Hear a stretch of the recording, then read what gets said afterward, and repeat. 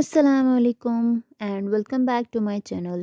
آج ہم بات کریں گے شاہ نامہ میں نیکسٹ جو کریکٹرز آ رہے ہیں، جو نیکسٹ کنگز آ رہے ہیں ان کے اوپر۔ اس کے بعد جو ہے سٹوری چلتی ہے سیم کی۔ سیم جو کہ میں نے ذکر کیا تھا کہ منو چہر کی آرمی میں ایک کمانڈر تھا، اس کی سٹوری اب آگے سے یہ بتائی جائے گی شاہ نامہ میں۔ اب سیم کی سٹوری کا آغاز ہوتا ہے۔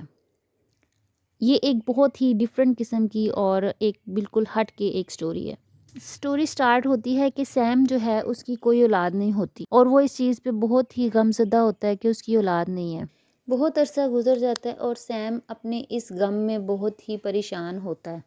پھر ایک بچے کی پیدائش ہوتی ہے جو کہ بہت ہی خوبصورت ہوتا ہے، لیکن اس کے بال سفید ہوتے ہیں اور سب لوگ جو ہیں وہ سیم کو بتانے سے کتراتے ہیں۔ وہ یہ سوچتے ہیں کہ سیم کو اگر پتہ چلا تو وہ کیا کرے گا کہ اس بچے کے بال سفید کیوں ہیں، ایک بالکل ہٹ کے ایک بالکل ڈیفرنٹ قسم کا یہ بچہ ہے۔ تو وہ سب لوگ بہت ہی پریشان اور حیران ہوتے ہیں کہ اب ہم سیم کو کس طرح سے بتائیں گے کہ اس کا بیٹا جو ہے وہ اس کے بال سفید ہیں جیسے ایک اولڈ مین کے بال ہوتے ہیں۔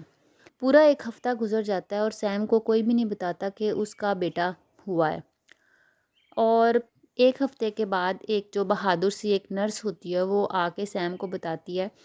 کہ آپ کا ایک بیٹا پیدا ہوا ہے، اور ویسے تو وہ بہت ہی خوبصورت ہے، صحت مند بچہ ہے، لیکن اس میں ایک فالٹ ہے، اور وہ فالٹ یہ ہے کہ اس کے سر کے بال جو ہیں وہ وائٹ ہیں۔ سیم جاتا ہے اور جا کے اس بچے کو اپنی گود میں اٹھاتا ہے اور دیکھتا ہے۔ اب جب وہ اس کو دیکھتا ہے کہ اس کے بال تو سفید ہیں اور یہ عجیب سا بچہ لگ رہا ہے، وہ ادھر ہی پریشان ہو جاتا ہے اور وہ کہتا ہے کہ یہ کیا ہے، یہ تو اس طرح سے لگ رہا ہے کہ جیسے کسی شیطان کا کوئی بیٹا ہے، شیطان کا بچہ ہے، اور لوگ جب مجھے اگر ملیں گے تو لوگ مجھے کیا کہیں گے کہ یہ تمہارا بیٹا اس طرح سے کیوں ہے، اس طرح کا تمہارا بیٹا کیوں ہے۔ تو وہ بہت پریشان ہوتا ہے اس بات کو سوچ کے۔ پھر وہ حکم دیتا ہے اپنے لوگوں کو کہ اس بچے کو پہاڑوں کے اوپر چھوڑایا جائے۔ اس کے جو لوگ ہوتے ہیں وہ بچے کو اٹھا کے پہاڑوں پہ چھوڑ آتے ہیں، جہاں پہ ایک سمرغ کا گھر ہوتا ہے۔ سمرغ بالکل اسی طرح سے ہے جیسے عرب میں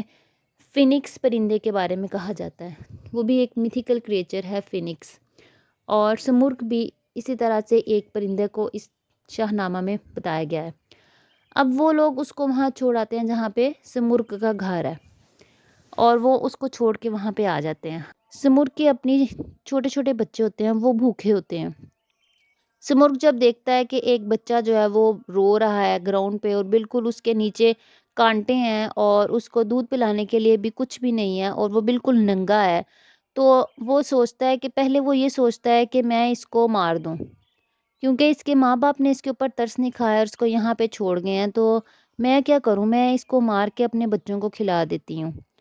لیکن پھر جب وہ اس بچے کو دیکھتی ہے اور وہ رو رہا ہے تو وہ اس کو جب دیکھتی ہے تو اس کے اوپر ترس آ جاتا ہے۔ پھر سمرغ اس بچے کو اپنے نیسٹ میں لے آتی ہے اور دودھ کی جگہ پہ ایک پودے کا استعمال کر کے اس کو وہ پلاتی ہے، اور جس کو وہ پی کے وہ چپ ہو جاتا ہے، اور اسی طرح سے بہت سا ٹائم گزر جاتا ہے اور وہ بڑا ہو جاتا ہے۔ ایک رات سیم سو رہا ہوتا ہے اور اس کو بالکل وہ بے پرواہ ہوتا ہے، لیکن اس کو ایک خواب آتا ہے کہ انڈیا کے قریب سے ایک عرب گھوڑے کے اوپر سوار ایک آدمی آ رہا ہے اس کی طرف، اور وہ اچھی خبر کے ساتھ اس کے پاس آ رہا ہے۔ جب وہ اٹھتا ہے تو وہ اپنے پریسٹ کو اور اپنے ایڈوائزرز کو بلاتا ہے اور ان کو پوچھتا ہے کہ میں نے یہ خواب دیکھا ہے، مجھے بتائیں کہ یہ کیا خواب ہے۔ اور جتنے وہ لوگ ہوتے ہیں اس کو سیم کو کہتے ہیں کہ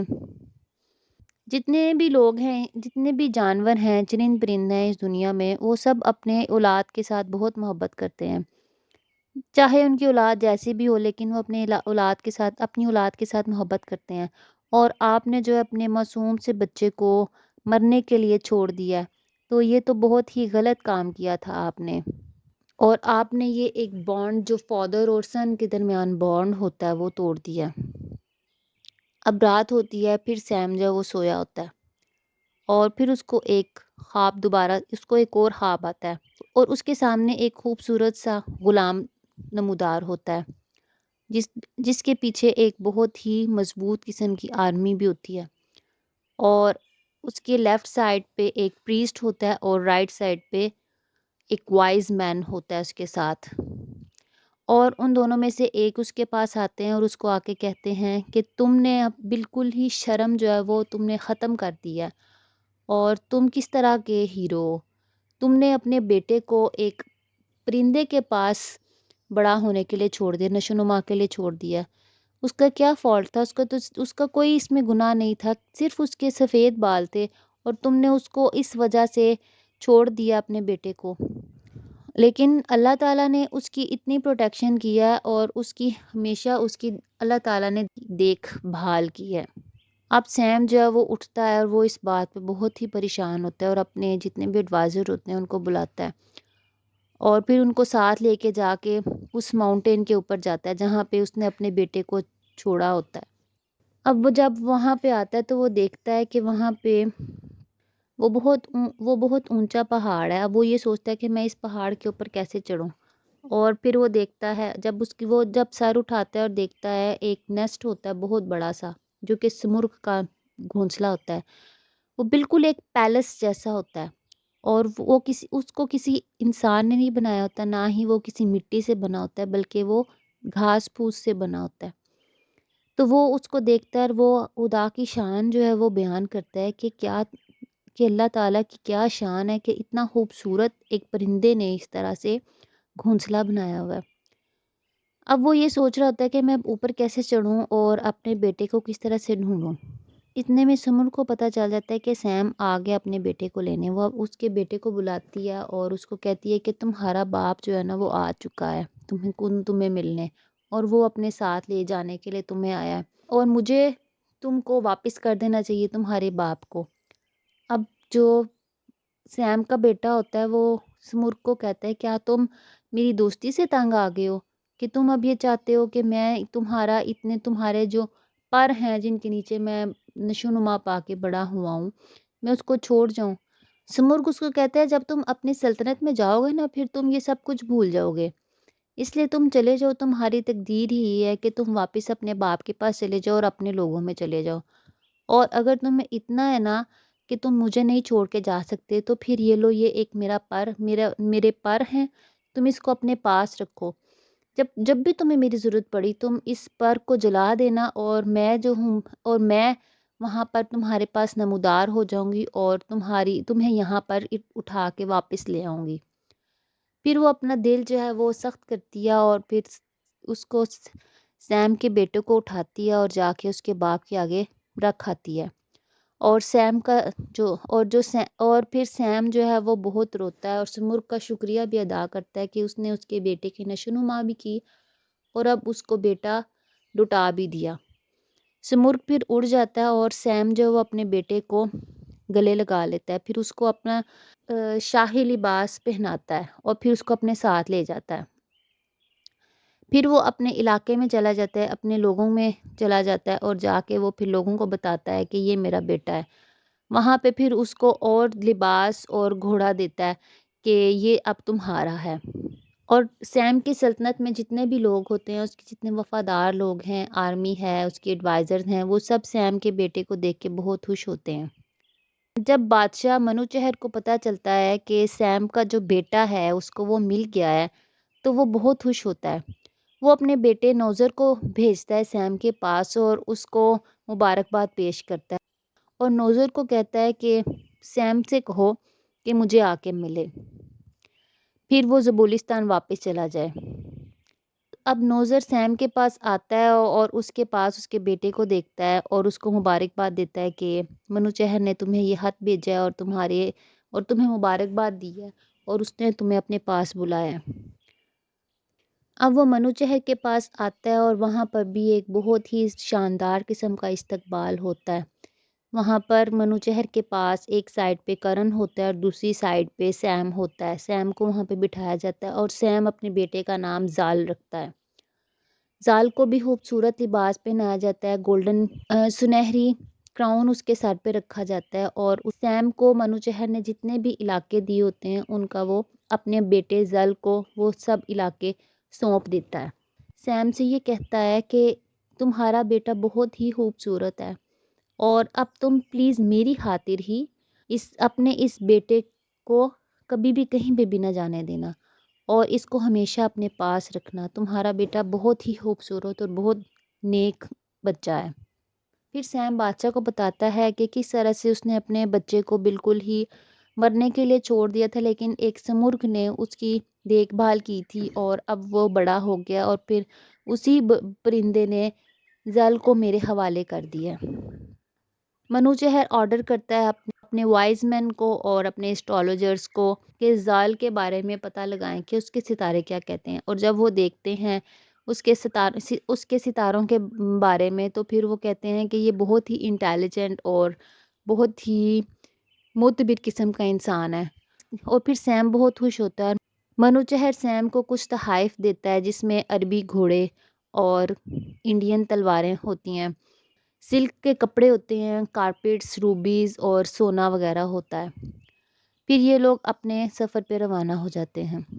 اور منوچہر سیم کو جنگ پہ جانے کا حکم دے دیتا ہے. کابل، دمور، مئی، انڈیا، چائنا کے ساحل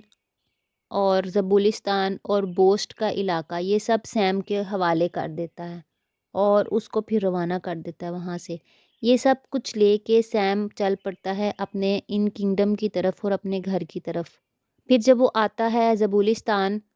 زبولستان میں جتنے لوگ ہوتے ہیں وہ زال کو دیکھ کے بہت خوش ہوتے ہیں اور سیم کو بہت سی دعائیں دیتے ہیں اور اس کو کہتے ہیں کہ تم ہمیشہ زندہ رہو اور تمہارا جو بیٹا ہے یہ بھی ہمیشہ پھولے پھلے اور ہمیشہ تم لوگ ہنستے مسکراتے رہو.